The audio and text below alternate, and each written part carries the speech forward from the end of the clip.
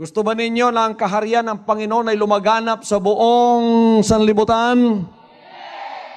Ano ang pag-asa ng tao sa huling araw para siya ay maligtas? Makapasok siya sa kaharian ng ating buhay na Diyos. At ito ang ating pangangaral ngayong gabi. At bago ako matapos, alam ko na habang ako'y nangangaral, maraming pagpapala ang dadaloy sa inyo. So, katong nagalakaw, lingkod na mo, kay samtang nagalakaw mo, di mo magukod sa manulunda diha. Nagsige mong lihok ang panalangin, mamiss ninyo. Lingkod na mo, paminaw mo, pagkatapos igsoon, ang mga manulunda sa Diyos, daghan-daghan man ta dire, mas daghan ang anghel sa Ginoo nga nagapalibot ni ining dapita karon nga andam gisugo sa Diyos para panalanginan mo. Siguro na lalaman ninyo medyo strange kung minsan ang pangungusap natin dito because we are dealing with spiritual matters. And this is my job, my work that the Lord has given to me. It's called a ministry. When I say angels of God are present in this place, that is true, although you don't see it, because this is an operation in the Spirit. Angels are messengers of God sent as an answer to your prayers. One day, Jacob lied down on certain paths of land while he was walking on his journey somewhere. Then that night, he dreamt a dream. And in his dream, he saw a ladder that came from heaven, and it sat where he was lying right on top of his head. And he saw angels coming down and going up this ladder that came from heaven. And then he woke up and he said, I did not know that where I slept tonight is the house of God. So he put a marker. He took a stone and put it on top of that patch of land. The Bible calls it Bethel. Bethel in the Hebrew means the house of God. He saw angels going up and coming down from heaven in his dream. And this is exactly how God operates when His Shekinah glory is present in a meeting. Jesus Christ, when He came, many people did not understand what He said when He said, 2 or 3 gathered in my name, I am in the midst of them. Nathanael, one of those called ones in the ministry of the Lord while he was walking here on earth, saw a vision, and he saw a ladder from heaven, sat on top of the Lord, and angels coming down and up in his vision. And he saw that Jesus Christ in the flesh is the tabernacle of God, who is invisible and who cannot be seen. Tonight, this place is a hallowed place. Ngayong gabi, ang lugar na ito ay banal na lugar. Ngayong gabi, ang banal na lugar na ito ay may mga anghel na hindi lang ninyo nakikita, sapagkat nasa sa ibabaw natin ang kalangitan, and we are blessed in this ministry with an open heaven. When I say open heaven, that means the heaven above us is swept by the power of God. When it is a dirty heaven, it is a heaven that is being guarded by demons and devils. That hinders your prayers. When you pray, pagampunin mo o pagdalangin mo, yung mga dalangin mo hindi lumulusot doon dahil merong mga sumasalo na masamang espiritu. Daniel found this out in the book of Daniel when he prayed, and he was asking God for a very hard answer that no man can give to him. So Daniel went into the privacy of his own room and he prayed to the Almighty God, and he said, You are the revealer of secrets. You are the fountain of all wisdom. Reveal this answer to me. The Bible tells us in the book of Daniel that once Daniel knelt and prayed to God in the heavens, God already answered his prayers. Sabi ng banal na kasulatan sa book of Daniel. Pero look at what happened when an angel was sent. An angel was dispatched so he could bring the answer from God to where Daniel was kneeling. The Bible tells us that the prince of the power of Grecia met the messenger angel of God and they fought in the atmosphere for 21 days. Naghamok sila at nag-away sa kalangitan for 21 days. So Daniel was waiting for the answer for 21 days. 21 araw. Si Daniel hindi umalis sa pananalangin. Wa gyud ni hawa si Daniel sa iyang mga pagampo 21 days. Pero sa unang adlaw pa lang sa iyang pagampo, gitubag na siya. Dapat katong adlaw, panalitan nag-ampo siya January 1. January 1 dapat gitawat na niya ang tubag sa iyang pagampo. Pero January 21 na niya gidawat. Nganuan? 21 days. Ang yawa sa kahanginan sa Persia. Kada nasod, kada syudad, adunay gi-assign si Satanas nga prinsipe nga mudumala sa kadautan anang dapita. Di lang ninyo makita sa mga mata sa tao, pero influensyado nila ang tanang hunahuna sa dautan, musulod sila sa hunahuna sa tao, og sila ang muhimo ni ining tanang dautan nga ginahimo nga makita nato sa tibuok nga kinabuhi nato, nagkahitabo. So kining yawa nga nasayan sa Persia, nakigubat kan Daniel, sa pagampo ni Daniel, hangtod nga nakitaan sa Diyos until God saw that the messenger angel was hindered for 21 days. He sent Michael, the archangel, to help the angel that brought the answer to Daniel. After 21 days, the angel came to Daniel and said, Daniel, I am sorry. I should have come January 1st.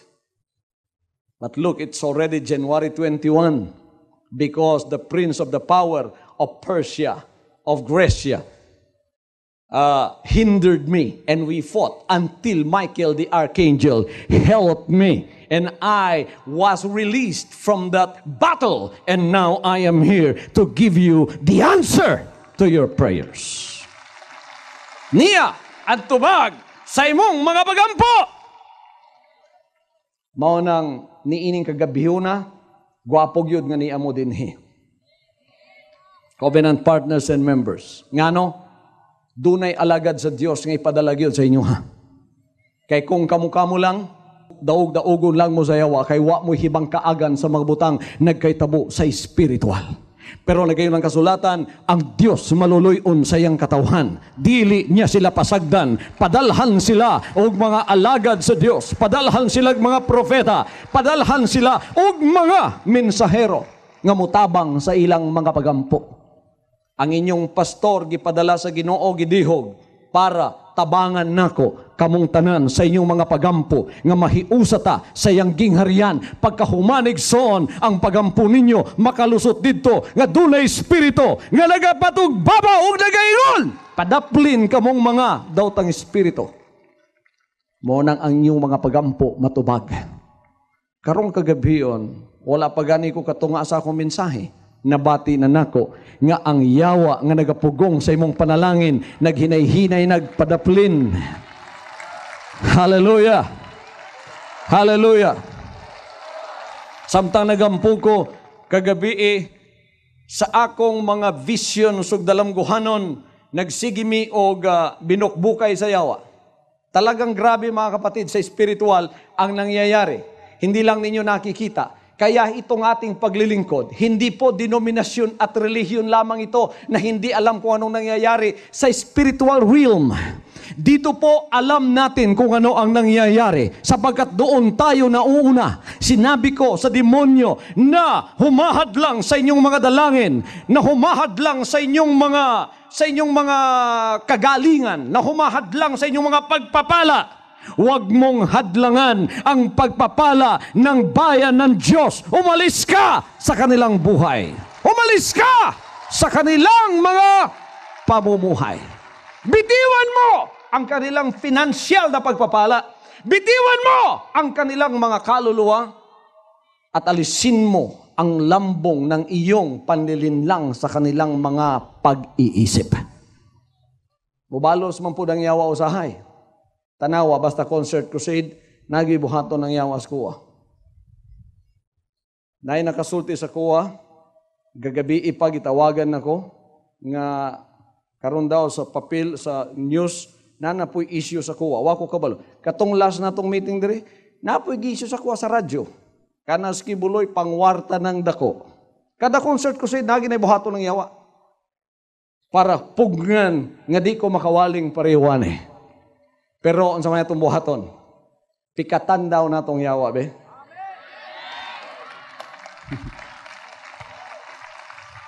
Oy, hinay man ng inyong palakpak.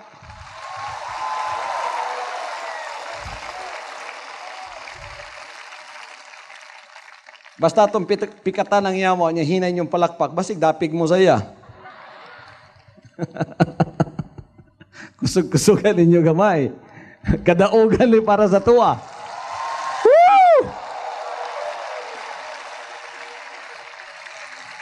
Jesus Christ, when He came, He was so revolutionary in His teachings that He brought down the invisible to where people can see it, to where people can touch it. But the Pharisees, the people that are so religious in His days, the religious people in His days, the denominational people in His days, the people that were holding in their hands the law, and the people that ought to teach the people of God the laws and the commandments of God, were incensed against Him because He was against their system. Ang sistema po nila talagang hindi yun ang sistema ng ating Panginoon Diyos. Kaya't nang dumating siya rito, ipinako nga siya sa krus. Hindi nila maintindihan ang ating Panginoon. He was a spiritual revolutionary. I like that word because when I say that, I am also involved in a spiritual revolution. In fact, we are exporting spiritual revolution to other nations right now. Ngayon, tayo ay ini-export natin ang revolusyon na nangyayari sa atin. What is this spiritual revolution? It is an internal spiritual revolution that happens in your mind, in your heart, and in your spirit. What is it? It is an internal operation of the Spirit that when you come to grasp it, it will change you completely. It's not only a 90-degree turn, it is a complete 360-degree turn. When you come to grasp it, you will begin to realize that you are nothing without God, that you are nothing without your Creator. Then you would begin to see the foolishness in the minds of the wise of this world, what the Lord Jesus Christ has done when He let Himself be crucified on the tree for the forgiveness of your sin and my sin is foolishness. You will see that the foolishness of God is the wisdom of God. Because you will come to realize that what He has done is the ultimate sacrifice for you to be revolutionized in your spirit, to have this complete change and regeneration. Tapos pagka malalaman mo na yon, dahan-dahan lalapit ka ng Panginoon. Sino bang makapagpapaluhod ng tao? Tapos sasabihin sa pagsisisi, Panginoon, Ako po'y nagsisisi sa aking mga kasalanan. Mula ngayon, hindi na po ang kalooban ko, ang inyo na ang aking susundin. Kisa may makigunan na sa tao. Mabitang presuhan, daghan kayo og mga kriminal diha.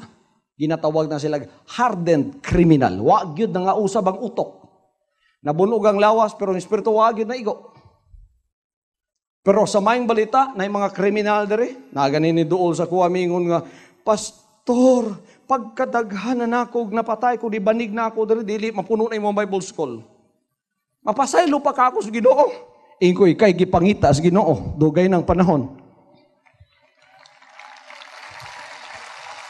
Katong usa ka concert crusade nato dere, nagtestify siya, nagatulo ang yang luha. Ingon siya nga, karon lang ko naka-observe nga nagtulo akong luha. Insya wa gyud magtulo ni nga akong luha sa pila na katuig. 40 anyos na ko, wa gyud ko kapatulog luha. Pero karon ang akong kasing-kasing nagahilak, nagatulo, nabago ang akong kasing-kasing. Bisan pagbuhan himo, patyon ko ninyo, di na ko mubalik sa akong nautang mga buhat. Kinsay makahimo na? Dili si Pastor Kibuloy, dili sa akong pag-personalidad mo na bag-o. Kinsa ramang ko? O sa ramang ko sa mga gwapo dito sa Davao? Pero buyag, matod pang mayor. Medyo lang na mayor. Dili, gyud ko makapabag-o sa akong isikatao. Wala ko'y gahom nga magpabag-o sa inyo. Wala akong kapangyarihan para baguhin kayo. Wala akong kapangyarihan para paupuin kayo riyan ng ilang oras. Kanina, 2:00, nandito na kayo. Ang init-init, nandito na kayo. Hanggang ngayon, naririto pa kayo. Amen? Alam ko ang iba sa inyo dumating dito, hindi pa kayo kumain ng hapunan dahil tuloy-tuloy ang service natin. Pero bakit nakaupo kayo riyan? Nakikinig ng mga salita ng Diyos. Hindi kapangyarihan ng tao yan. Yan ang kapangyarihan ng Diyos. Sapagkat ang inyong kaluluwa ay nangangailangan sa Kanya. You know, something, I will tell you. Something that you might not have known. We cannot be satisfied by material. I thank God for what God has given to us, materially and financially. This ministry is blessed by the Lord. And the Lord has promised us that when we began in the ministry. We don't need any kind of outside support. When the Lord sent us, the first sign that the Lord wants for people to see that I was sent is that the Lord would supply all my needs and that I would come from a third world country and export a spiritual revolution outside of the Philippines. Yan ay unang sign na ako'y pinadala ng Panginoon sapagkat wala pong sumusweldo sa akin. Our telecast costs so much every month. It is a multi-million operation. Napakataas po ng airtime. Now, I cannot go to San Miguel, to the cigarette company, to get sponsorship. Bawal yun. Bakit? I-advertise ko ba yung mga Hinebra dyan, yung mga San Miguel dyan, para masuportahan, masponsoran, para nandun ako sa TV? Every minute ng TV time is very expensive. Kaya yung pong 1 hour and 30 minutes is costing us so much. Yung 30 minutes power line daily is costing us so much na kung isusuma mo every week, it will cost us millions. Pero tingnan ninyo, walang advertisement, walang sponsor dyan. Nakikita ninyo ang pangalan lang ni Jesus Christ. Ang Panginoon, ang siyang nagsusupply ng lahat ng ating pangangailangan. Hallelujah. I thank God for that. Salamat sa Diyos sa lahat ng nakikita natin na ipinagkaloob niya sa ministry. Salamat sa compound na ito. Salamat sa binigay na naman niya sa atin para sa iba pang mga plano ng ministry. Nagpapasalamat tayo. We enjoy all of these blessings. But this will never satisfy man's heart. Material things will never satisfy us. That's why rich people are committing suicide. There was one man who's got everything. And in his loneliness, while he was in his private jet, opened the door and jumped out and committed suicide. The question was, bakit ang yaman-yaman niya, nagpakamatay pa siya? sapagkat isa lang ang nalaman nung kanyang assistant. He was very lonely. He was bored. He was not satisfied. Kada tulog mo sa gabi, kahit na nasa sayo na lahat, naghahanap ka pa rin ng isang bagay na hindi mo pa nakita. Ano kaya ang bagay na yon? You know what the thing is? The thing does not come from this material world. It comes from the Spirit of God. Why? Because you were made by an infinite God, and it is only by infinite means that you can be satisfied. Nothing that is finite can satisfy you. Kaya ang lahat ng mga anak ng Diyos na nakatagpo na sa buhay sa Espiritu, kahit may problema sila, masaya pa rin sila. Sapagkat meron silang inner support. Meron silang Panginoon nagpapalakas sa kanila. At ginagawa ang lahat ng bagay na hindi nila magagawa para sa kanila. Jesus Christ, when He came, He said, "You shall know the truth, and the truth shall make you free." Why did He say that? Because there is in this world a big spirit that came from the devil, Satan. And he came, and his ministry is to deceive people. Ang pagdaraya at kasinungalingan ay tali at bilangguan ng kadiliman. Subalit ang kaliwanagan at katotohanan ay daan at susi ng inyong kalayaan. Lalaya kayo sa lahat ng mga pagkakatali ninyo sa gabing ito. Si Satanas ay hari ng pandaraya at kasinungalingan. Bakit ninyo alam na nadaya kayo? Meron ba tayong guide? How do you know that you have been deceived? How do you know that you are not in the truth? God gave us a guide. How do you know that you have already offended the law? How do you know that you have already transgressed the law of the Philippines? Because there is the statutes, the commandments, the law. Kahit sa traffic lang, alam mo pagka ikaw nakakommit ka ng traffic violation, kuminsan nabanggaan ka, nandun ka na sa ospital.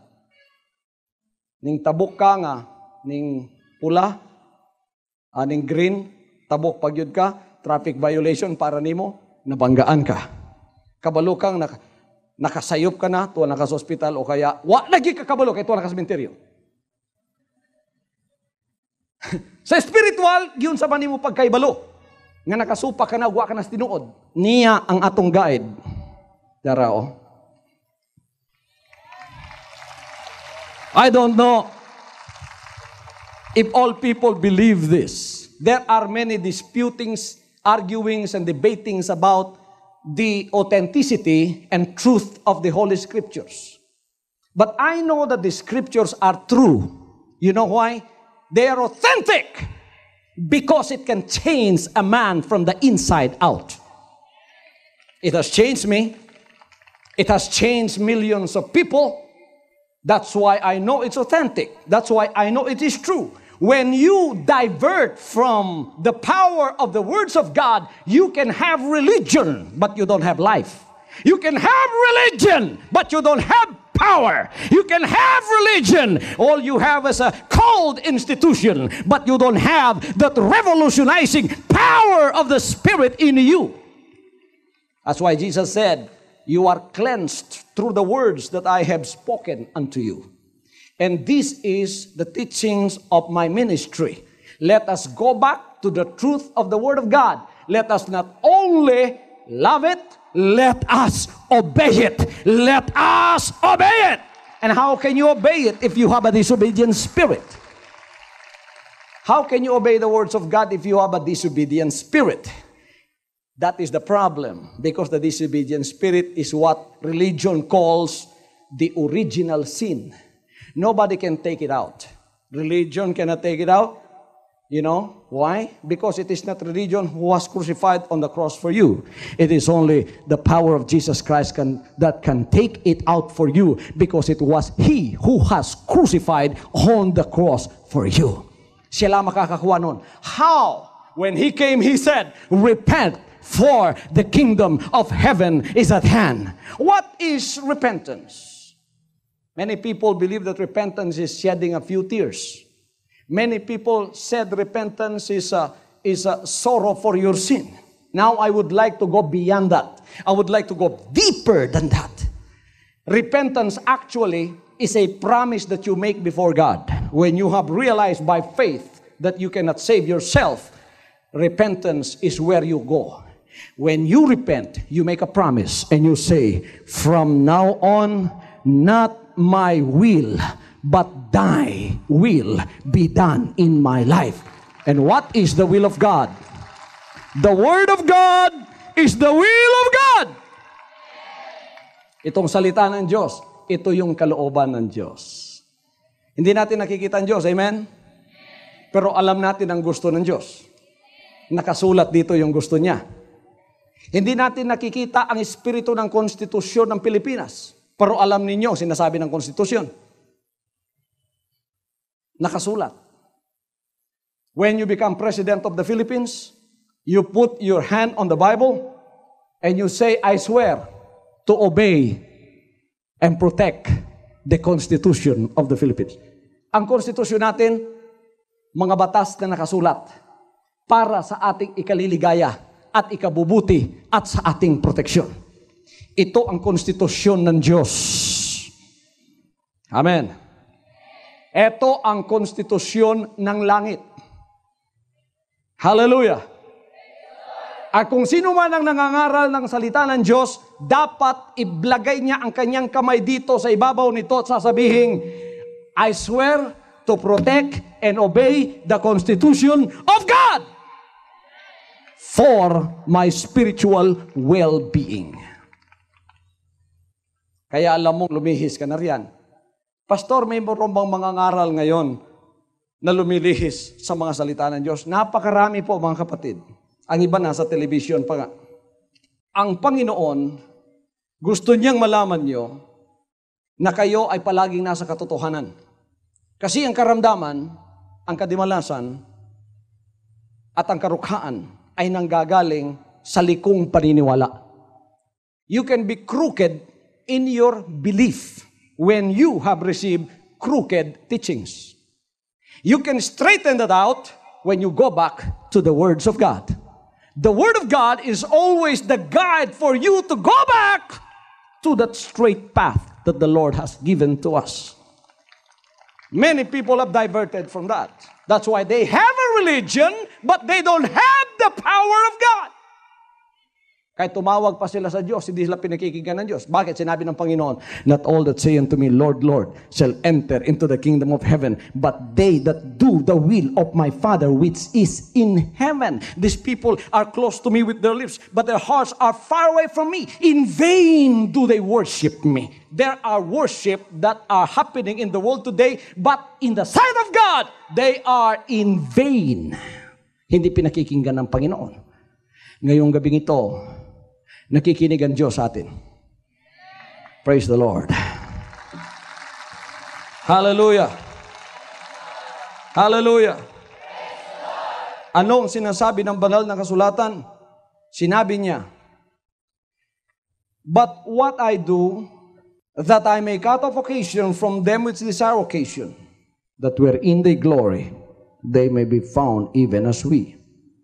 For such are false apostles, deceitful workers, transforming themselves into the apostles of Christ.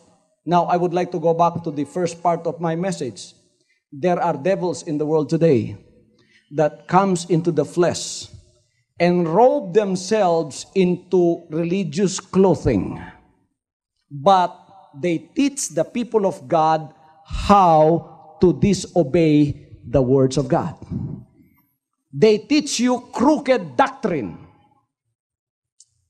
But they are also called ministers. But they teach you disobedience. Makinig kayong mabuti. Napakahalaga nito. This is very, very crucial to what you have to believe tonight. Sinabi ni Paul, pagka ganito ang isang tao, religyoso at nangangaral, these are false apostles, deceitful workers, transforming themselves into the apostles of Christ. Announcement. Wala nang magpapatawag na apostol ngayong huling araw na ito. Sapagkat ang mga tunay na apostoles, 12 lang. Ang lahat ng mga sulat nila nandito na. That's why when somebody says, I am an apostle of Christ, kailangan mga kapatid, suriin ninyo ang pagtuturo para hindi kayo magkasakit. Ang unang magkakasakit, espiritu nyo, pagka naniwala kayo sa mali, magkakasakit ang espiritu nyo, pagka masakit ng espiritu nyo, magkakasakit pati katawan nyo. Sapagkat ang napakinggan nyo, hindi tama. And then, 14, the Bible says, and no marvel, for Satan himself is transformed into an angel of light. Therefore, it is no great thing if his ministers also be transformed as the ministers of righteousness, whose end shall be according to their works. Kahit na pala si Satanas, nagkakatawang tao bilang anghel ng kaliwanagan, at ang kanyang mga ministro, ganon din. Merong nagtanong sa akin at sinabi, paano ko makikilala, pastor, na ang isang mangangaral ay hindi pala tunay at ang isang mangangaral ay tunay? Pakinggan ninyo ito. Pagka isang mangangaral, sinabi niya sa inyo, huwag na ninyong sundin yan, hindi galing siya sa Diyos. Sinabi niya, basahin ninyo pero huwag ninyong tuparin, hindi galing siya sa Diyos. Hindi siya galing sa Diyos. Dili siya gikan sa Ginoo. Timanin niyo na. Unsay nakasulat diha, balaod sa Ginoo. Dili na ginamausab. Ako ning gina-emphasize pagayo karong kagabiyon, gusto na ko nga una mo makadawat og kaayuhan, maayo sa ang inyong espiritu o ang inyong pagtuo. Kini maoy batakang balaod sa atong pagtuo. Kung hiwi ang imong pagtuo, hiwi sa daw may tabo sa imuha. Nalimbungan ka, nangitngitan ka, maunang gigunitan ka sa kangitngit ni Satanas. Karong kagabi yung gusto na akong istreton na. Kining pastora, daghang kay wa kauyon sa kuha, kay gi-emphasize yun ako ang obedience sa pulong sa Diyos. I love the Constitution of God. I will even die for that Constitution. I have laid my life so many times for that. Para sa mga katawhan sa Ginoo. Nganing kalibutan na, nagyo mo tindog bisan isa na lang, nga tinuod ba nga nagawali sa katawhan, nga wala sila gilimbungan. Sa 5 ka tuig, nakigistorya gid ko, mura kog sa espiritu niya tug Malacañang namugos ba na gate crash ko Ginoo, di ka makigistorya nako, may pampatyo nako nimo. Ngano man anak, napulan nako sa relihiyon. Nangita ko mas lalumpa na kanang tinuod ba kanang sincero. Ako na imong gipangita og mao na. O magkauban ta, kung di ta magkauban, ayan ako buhi bisan sa adlaw. Gusto na ko makiguban nimo. Mao tong ang Ginoo sa 5 ka tuig, gitrain ko niya sa espiritu. Usa ka maestro, usa ka estudyante. Nagapasalamat kung niya ko karon kay gipadala ko niya. So kining pastora daghang nalagot sa kuha tungod kay ang ubang mga ministro nga nagasupak sa ako, dili sila iyas Ginoo. Timanin ninyo mao ni sign. Basta ni supak kang pastor Kibuloy nga ministro pod nagawali pod, nya ako nagatudlo kog pagtuman, mubalik ta, respetuhan nato ang atong hari. Nya masuko sa kuha. Masuko ka na ako, anak ka sa Diyos. Nya gitaas na ako si Jesus Christ, akong gipatugbabaw yang gingharihan, giwali na ako yang pulong, balikan na itong tumano niya, masuko ka na ako, kinsa ka? Dapat may gugma ka sa kuha. Wagoy, ministrong naging anak. Dapat ang tanang anak sa Diyos nga nahigugma ka Jesus Christ, mahigugma na ako. Daghang kayo nasakit sa kuha, kaya gitaas ko ng pangalan. Butang-butang pa din, pangalan. Nakadungog yung kuha na. Ibutang pa sa bus, ibutang pa sa concert. Akong nasuko mo nga akong gitaas ng pangalan. Kung sa may gusto niyo itaas na ako diya, Lucifer, the name above every name.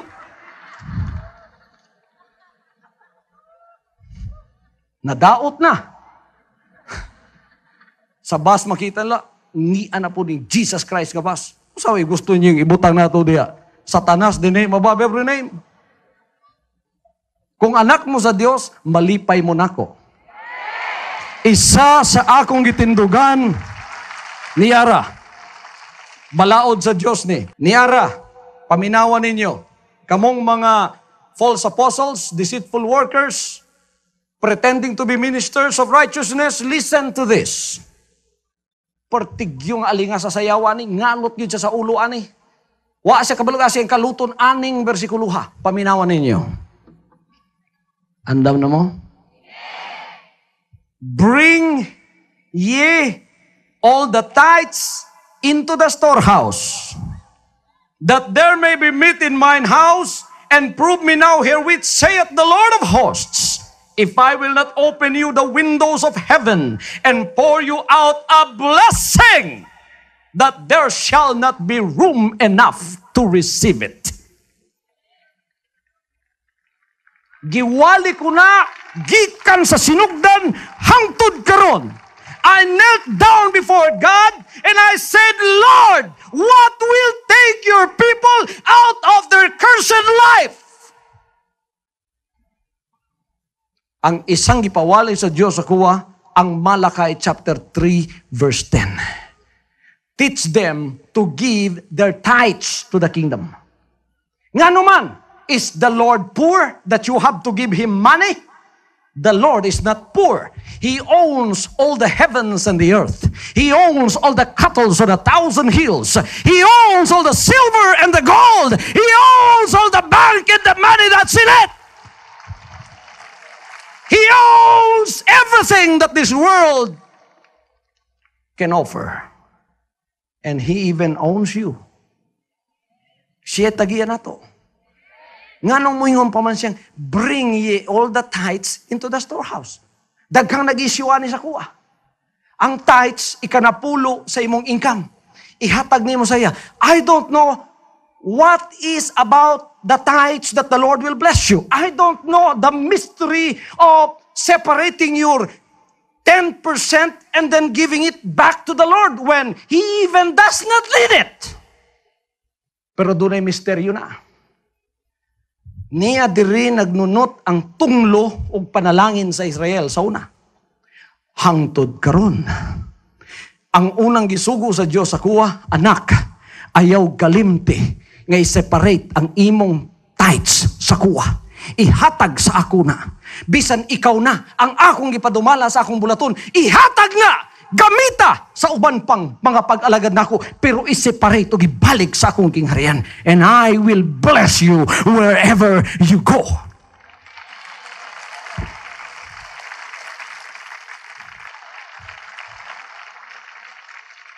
Kanas kibuloy ng warta na. Sa man ibayad nato, Steve, papel. O panalanginan ta sa Dios sa may hatag sa tuwa, di ba kwarta? Ang uban, niya na po ang hiwi nga pagtudlo. This is a crooked teaching that I would like to straighten out. That money is evil. Money is not evil. The love of money is evil. But money in itself is not. Because if money is evil, ang tanang answers, andaman ninyo tanan ng mga box na to diya kay dautan man ang kwarta, ihatag nyo tanan sa kuwa be. Unsa may gigamit niyo pagpanhi? Ang gipalit niyo bugas para makakaon mo panihapon. Ang gipalit ninyo sinina. Ang gibayad nato Stevie. Ang gibayad nimo tuition. Ang gipalit nimo balay. Palit nimo sakyanan. Ang imong sweldo. Kung dautan ng kwarta ay nang upanarbaho.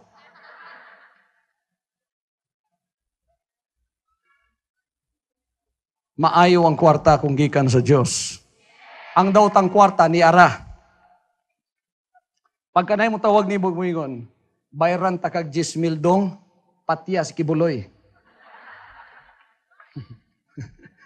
Kana may kwarta nga, dili maayo. Muingon ang hapon nimo, yakusa ko, dalhon takag Japan para ibaligya imong lawas for certain amount of dollars, niya imong gihatag, man daw tang kwarta. Nga na kwarta din ako dawaton, ibutang nimo na sa offering, so labay na ako na.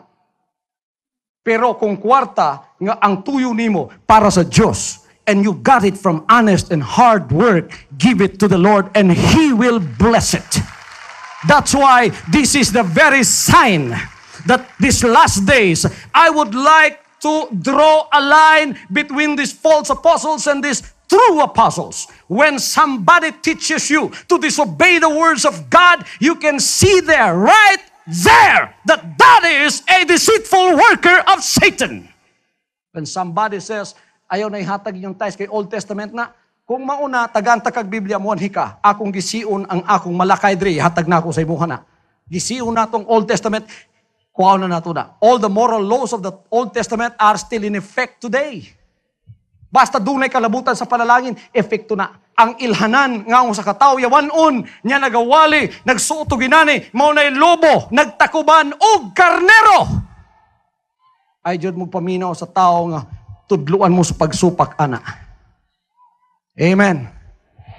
Niya, ipadala sa Diyos sa iyong magbalantay para istrito ng atong pagtuo, ibalik ta sa pulong sa Diyos. O gingnon nako kamo, buhat ta sa pinakamaayong buhat, tumanol nato ang sugo sa atong hari. Hallelujah. So, na-straight na. Naghinay-hinay ng kangit-ngit mawa sa inyo ha. Ang balatian gikan sa kangit-ngit. You know, disease, afflictions, and curse comes from darkness. Darkness comes from deceit. And deceit comes from deceitful workers of Satan. And Satan is a deceitful worker. Now, mawa na sa inyo ha. Inigampu na ito niya, mausa atong pagtuo. Nagtuo mo tuloy Diyos. You believe there are 3 gods? Now, I may be controversial with this again. But the Bible tells us this is the measure, this is the standard. There is only one God. Dili tuloy Diyos. What about the Father, the Son, and the Holy Spirit? Jesus Christ said in John 10:30, I and my Father are one. In the beginning was the Word was with God, and the Word was God. And the Word was made flesh and dwelt among us. Gusto na akong kurikuna. Balik mo sa pagtuo sa kasulatan o sa rey Diyos. Gidalamang guning Magellan sa tuwa. Kini si Magellan, gipatay nila Lapu-Lapu. Pero ang gidala niyang pagtulunan sa tuwa, ang ginatawag Trinity. Mga igsoon ng Trinity, di nyo makitaan sa Biblia. Gidala na ni Athanasius sa 325 AD. Kung niya lang si Athanasius karon, makikita gyud ko sa iya. Ako yung bawion kanang maong pagtulunan nga may nagdeceive sa pagkadaghang mga anak sa Dios karon nga wa na lang magsusi sa tinuod. Sige lang sila to. Mao nang ang sa katawo nang utanan sa kuwa.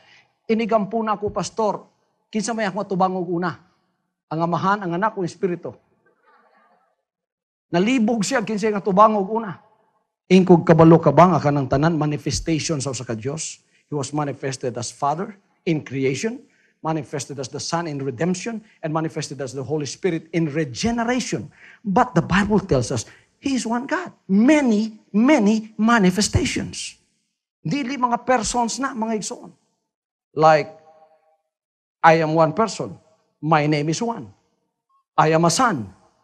Although I'm not a father because I don't have children, I'll just make an example of somebody. My brother.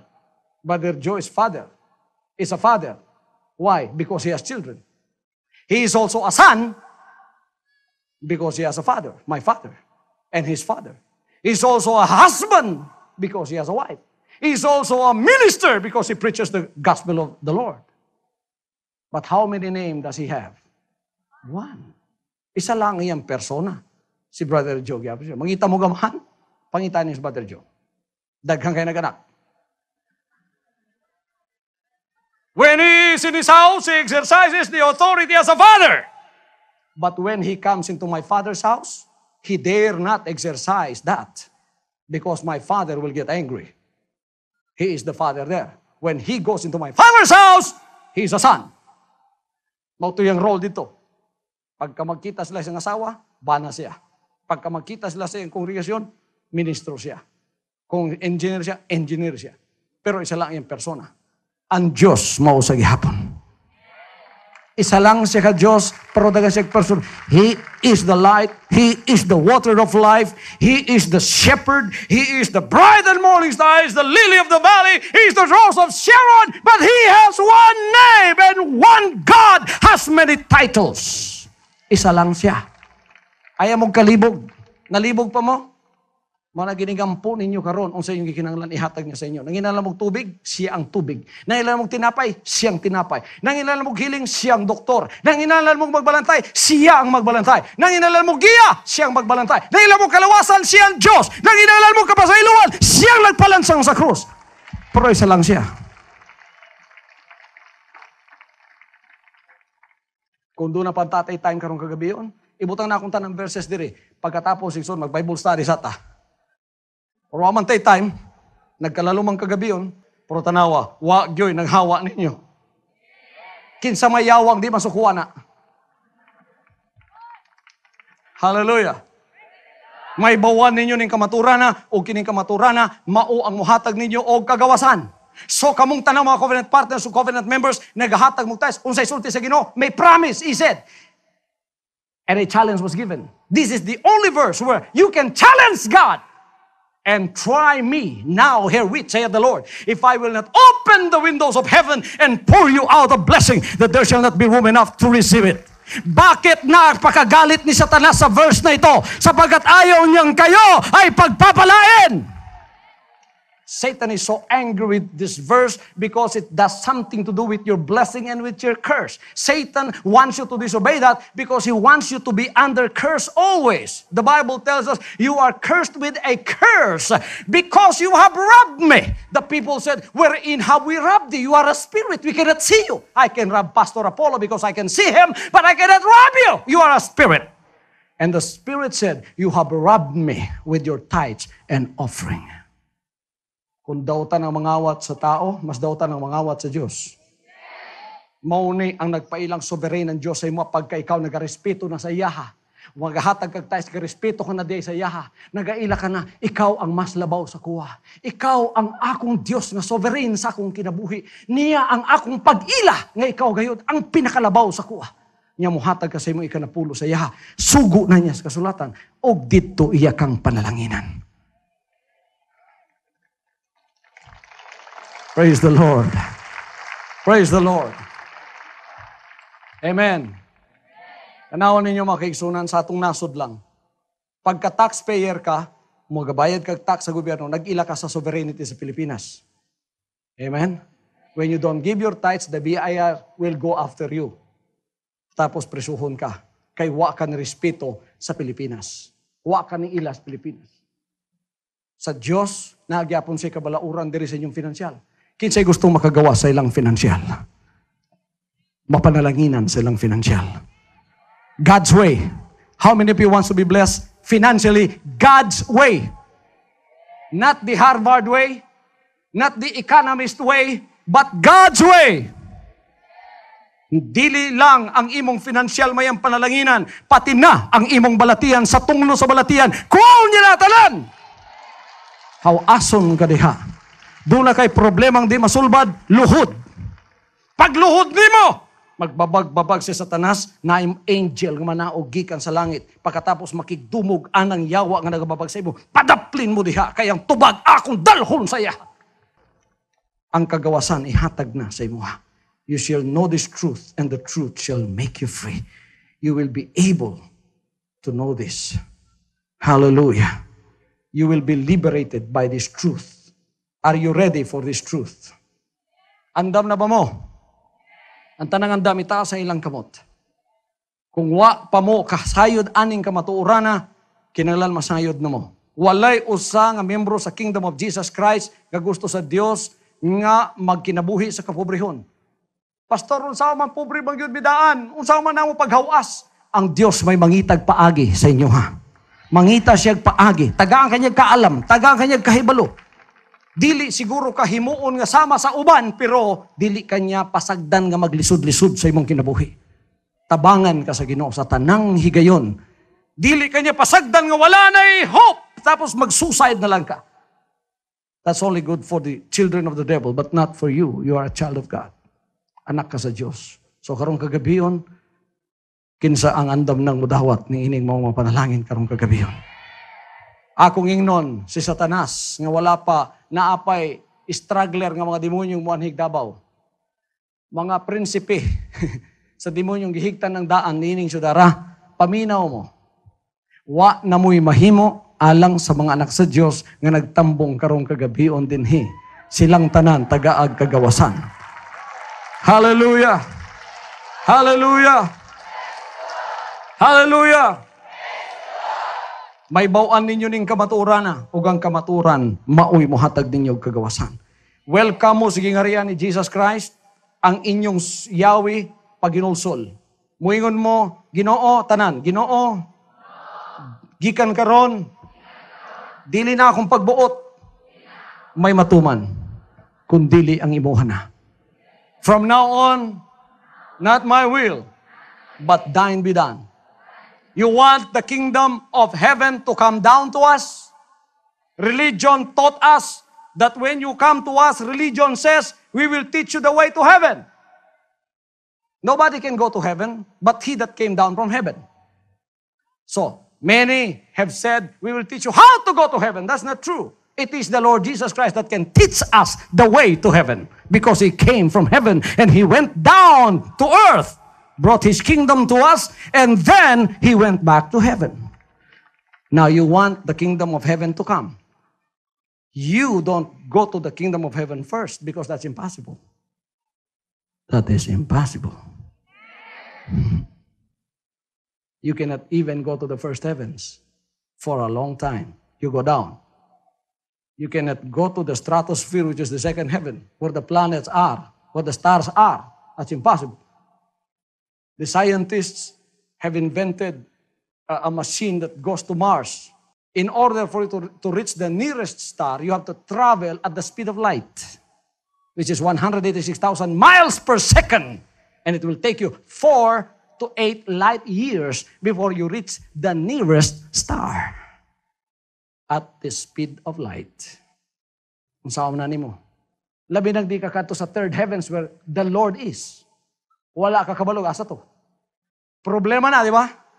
But that problem had been solved already. Jesus Christ came down and He taught His apostles this prayer. He said, Our Father which art in heaven, hallowed be Thy name. Louder. Thy kingdom come. Where? Before the kingdom of heaven has come down to earth, the will of God is only done in heaven, not here, because the devil is here and it teaches people disobedience. It's impossible for you to obey the words of God without this power. Thy kingdom come, thy will be done on earth as it is in heaven. That is impossible if you have not repented. Repentance is a promise. Not my will from now on, but thy will be done. So the key for you to enter into heaven is to have a new spirit. And for you to have a new spirit, you have to repent. What is the old spirit? It is the old spirit of disobedience. When you say, not my will, that is the will of the old spirit. You kill that old spirit by repentance. It is pulled out of you. It is taken out of you. And by that, when you repent, God has now the power to give you a new spirit. He said to them that receive Him, to gave He power. Everybody says power. To become the children of God. It's impossible for you to become a child of God unless God gives you the power. And He cannot give you that power unless you repent. The power of a new spirit would come to you. And Prophet Ezekiel says in 36:26 of Ezekiel, I will give them in that day a new mind, a new heart, and a new spirit. What is the new spirit? It is the spirit of obedience. Now, you can obey the words of God. You can obey the will of God because you have a new spirit. That's why Jesus Christ said, except a man be born of water and of the Spirit, he cannot enter into the religion, denomination. You cannot enter into the kingdom of God unless you have a new spirit. What is the name of the new spirit? A spirit of obedience to the will of God. When you stand before the Lord in judgment, He would ask you only one question. He will not say, what is your religion? What is your denomination? Never. Walay nailhan ang Ginoo ang mga pangalan. The Lord has not known any one of those names, brands of religion. When you go the kingdom and you meet Him face to face in judgment, you will be asked one question only. Have you obeyed my will? Have you obeyed my words? Then you will hear the sound of the words of the Lord when He says, not all that say unto me, Lord, Lord, shall enter into the kingdom of heaven, but they that do the will of my Father which is in heaven. Many will say unto me in that day, Lord, we have done the works of denomination, we have prophesied. Religion, Lord, we have done so many miracles. And the Lord said, I never knew you, you workers of iniquity. When the Lord looks at you, He does not see your physical. He sees the spirit inside of you. Why born again? Because you have already been born. How many here have experienced being born? Kinsa man sa inyo nakasinati nga mapanganak na siya. Doon ay tulo nga nag-isa sa ilang kamot. Napanganak mo? Nga nang waman mo nang isa sa inyong kamot? Napanganak na mo? Ang napanganak na sa unang higayon taas ang kamot. Kadto nasabta na gito. Natingala ko ganiha kay wa may nangisag kamot. Mangutana ta ko niyo unsa mo nang butho lang din si yuta. You have already been born physically. Why do you have a physical body? Because you have inherited that from physical parents. That's why if you look at your face and later on you look at the mirror and you see your face, don't blame your father or mother the way you look because you have inherited that face from them. See, people have been very discontented. Filipinos would like to become white and have pointed nose. Americans would like to be brown and have flat nose like us. We have one Jewish friend who has a very pointed nose. When I came back to Israel the second time, his nose was already like mine.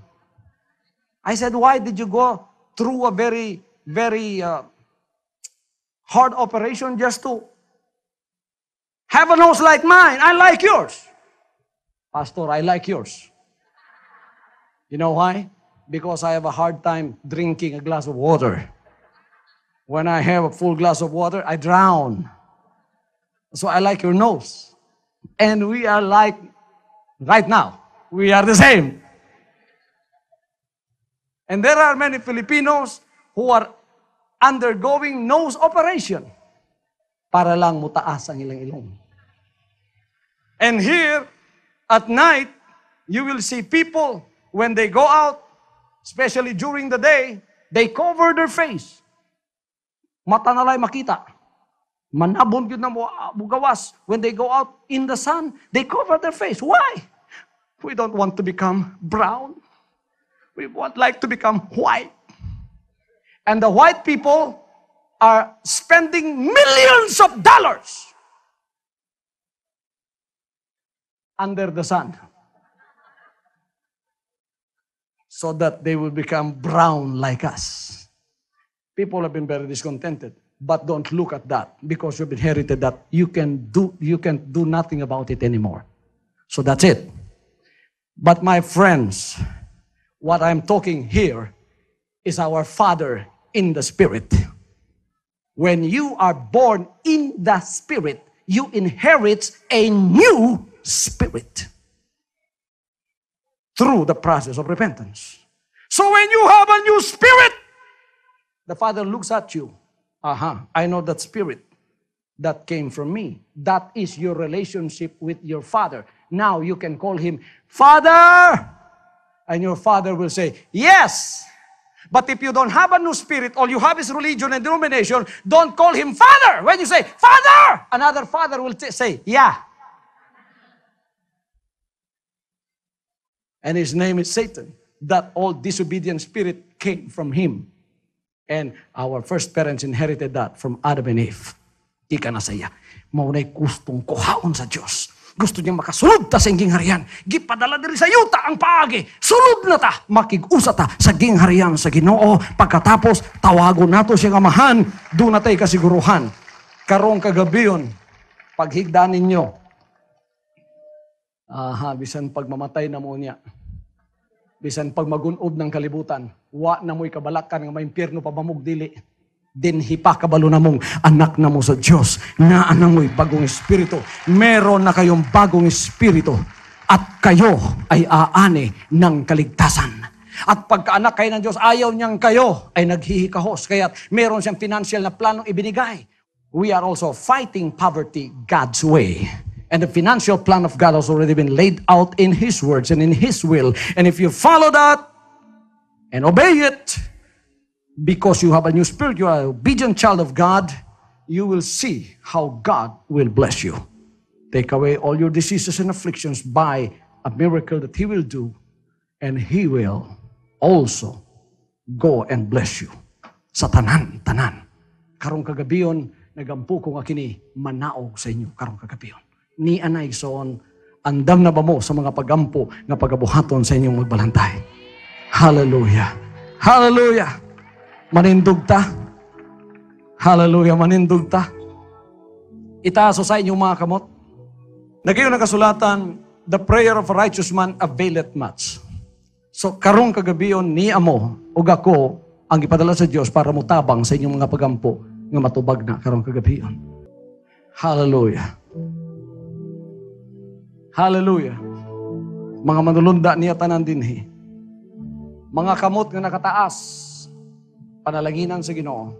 Duha ka kamot. Ang usa sa financial, ang usa sa physical. Ayaw ninyo ikumo yung kamot, itaas lang. O niya, ibuka. Simbolo nga budawat mo sa mga panalangin. Hallelujah. Hallelujah. Ug ako mo ampo alang sa inyo ning taknaa karon. Amen. Taas ang kamot nato mga kaigsunan.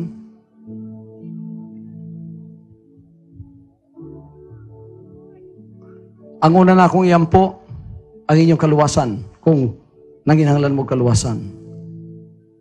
Okay? Andam na ba mo? Sa pangalan ni Kristo Jesus, Amahan, ning taknaa karon. Ang tanang anak nimo niya, nakig-usa na ining pagalagad karong kagabiyon. Ang tanang dunay balatian, akong gihangyo gikan sa imong gingharian, manaog ang kaayuhan. Ang kagalingan o Diyos ay pasasa kanila.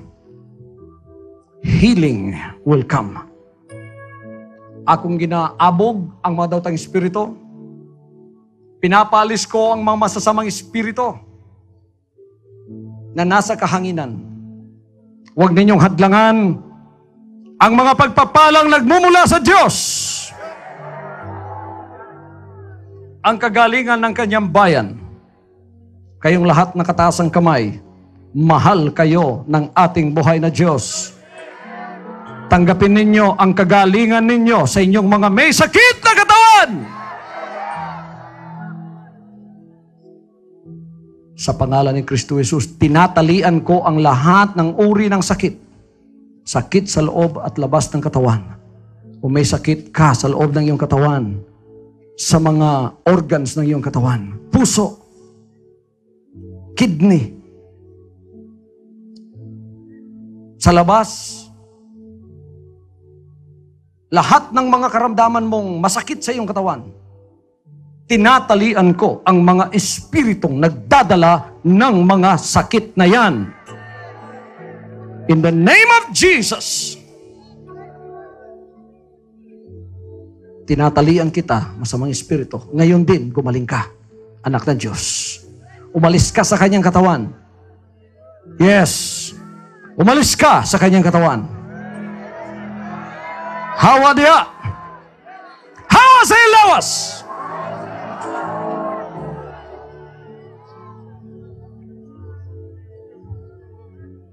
At ikaw, demonyo ng karukhaan, matagal nang ang Panginoon ay nagbayad sa kanyang bayan.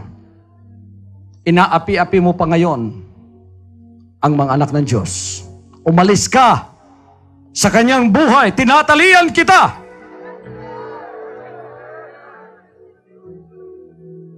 At tiniling ko sa Panginoon na buksan ang langit at buksan ang kanilang mga isipan at maitatakpo ang Malakias Kapitulo 3, versikulo 10 na siyang mapalatandaan ng kanilang pagpapala.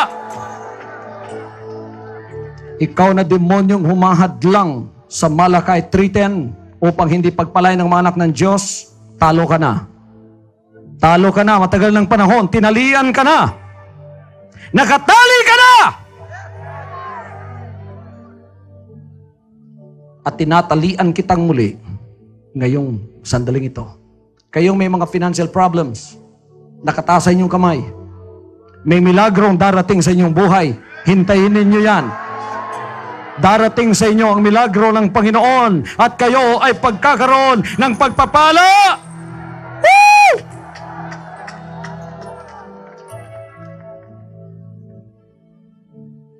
Hallelujah. At kayong tinalian ng demonyo sa pamamagitan ng maling pananampalataya, ng relihiyon at denominasyon, ng mga maling tagapagturo, tagapag-aral, mga false apostles, deceitful workers. Nalinlang kayo at ginamit sila matagal na panahon, naliko ang inyong paniniwala. Ngayon, tinatalian ang lahat ng maling paniniwala, maling turo, maling aral. At itutuwid kayo, babalik kayo sa paniniwala sa mga salita ng Diyos. Ngayon, makakalaya na kayo. Malawang ang kaharian ng Diyos. Pumasok kayo, makipag-isa kayo, sapagkat ang kaharian ng Diyos ang siyang tanging magiging pag-asa ninyo. Woo!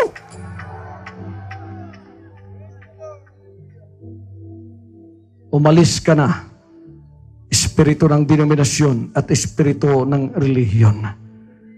Sa pagkakatali, kinakalagan ko ang lahat ng mga anak ng Diyos. Makakawala na kayo sa mga gapos, sa mga kural at tali ng denominasyon na yan at relihiyong mali at relihiyong hindi totoo. Pumasok na kayo sa kaligtasan ninyo, sa arka ng inyong kaligtasan na walang iba kundi ang kaharian. Kilalanin ninyo si Jesus Christ, siya ang hari ninyo.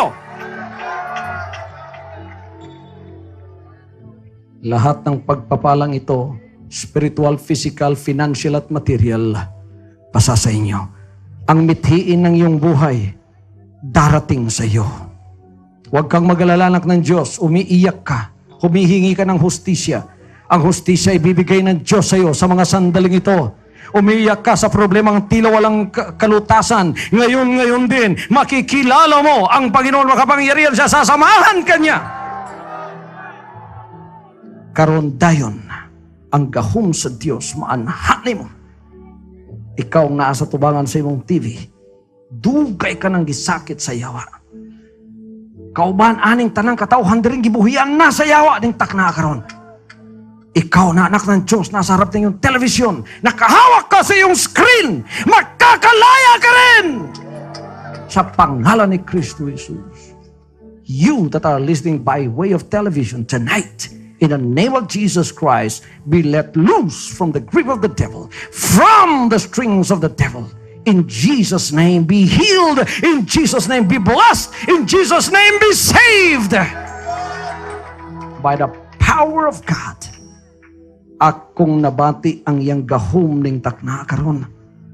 Nadarama ko ang mga anghel ng Diyos naririto, mas marami pa sa inyo, at sinasagot ang lahat ng inyong mga dalangin.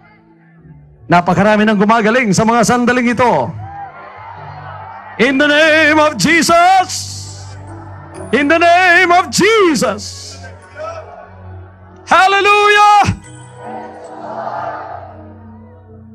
Pag-uli ninyo, kung doon na may pagsulay, masulbad na. Kung doon na may tribulation, masulbad na. Kung doon may problema, may kasulbaran na. Kung doon na may mga pagampungwa pamatubag, karong adlaw, matubag na.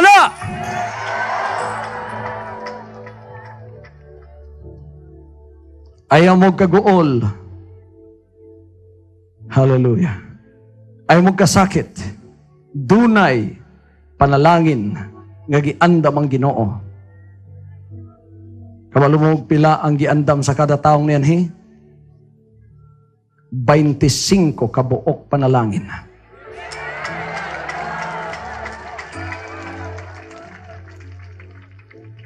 Hallelujah. Ihapay mong panalangin gikan karon. Ihapay mong panalangin gikan karon. Nabati ba nimong gahom sa Dios? Kausa pa, sa pangalan ni Kristo Jesus, tanang matang sa daotang espiritu, gihigtan ko kamo, gilabay giuli kung asa mo gikan. Buhiag tanang mga katauhan sa Ginoo. In Jesus' mighty name. In Jesus' name.